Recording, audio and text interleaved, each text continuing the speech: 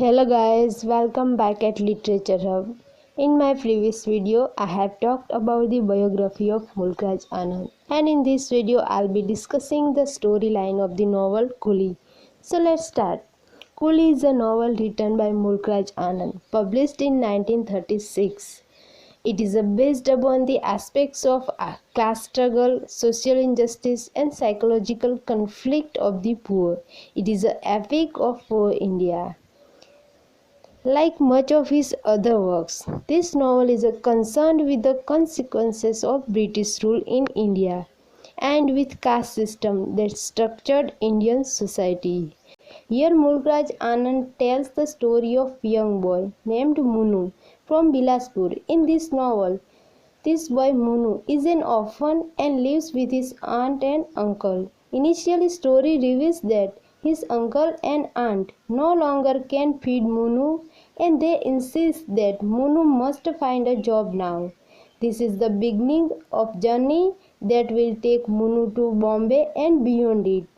But it also indicates the end of Munu's childhood. So Munu travels with his uncle nearby town where he finds a job as a servant to a bank clerk, Babu Nathuram. Here Munu is mistreated by his master's wife, but he admires master's younger brother Premchand, who is a doctor.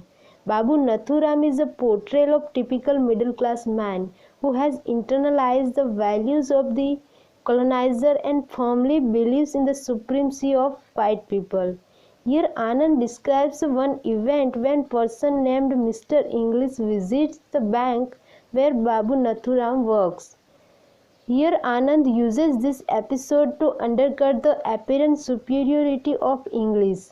When Premchand inquires about a place in Britain for his further medical training, it is revealed that Mr. English is uneducated and doesn't know anything. When Sheila, daughter of Nathuram, gets injured, Munu is beaten for that and he decides to run away and goes to Daultapur where he is sheltered by Prabha who runs a pickle factory. Prabha and his wife are too kind to Munu but work is hard. Throughout novel, Anand points to the way the lower classes are exploited by those above them, means upper and middle classes. Here Anand shows how Prabha must appease his neighbor, the public prosecutor Sir Todermal, with free pickle and jam to prevent him having the factory shut down because smoke irritates him. Ultimately, it is Prabha's own business partner Ganpat who cheats him and leaves him bankrupt. It suggests a lack of class consciousness. When Prabha loses the factory, Munu is left alone and now he must find a work once again. He meets an elephant driver who is traveling to Bombay with a circus and decides to join them. At first, he is delighted with Bombay, but soon he realizes that even here in Bombay, Coolie has to sleep on the streets. He finds a work at Sir George White's cotton mill where he meets Ratan, a man he comes to idealize.